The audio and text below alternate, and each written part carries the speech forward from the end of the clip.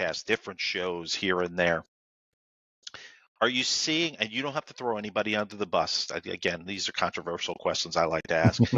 You've been on multiple shows.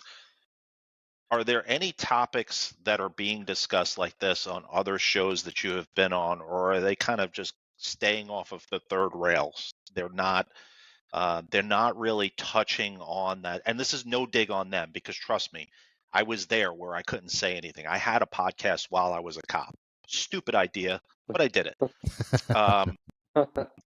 Are you seeing on podcasts things being addressed that should be addressed, which is the poor law enforcement leadership and the correlation of poor law enforcement leadership to the suicide epidemic or the mental health epidemic? Are you seeing that, or is it more of like informational podcasts?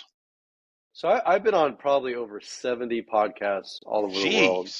Yeah, I mean, a lot. Australia, UK, Canada, the US. And I started these long before my book came out.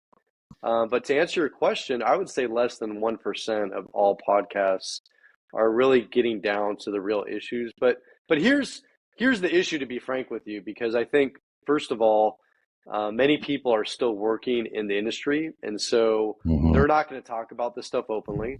I'm retired. I don't work at all. I do speak, but I also understand that my book, and I thought this was going to be very controversial, talks a lot about admin betrayal or institutional betrayal, but what I found is it's the number one thing in my book that is resonating with everybody, no matter what country you're in. That is the one theme that everybody can relate to, but nobody talks about. And it's kind of like that ugly elephant in the room, right? Because when Dr.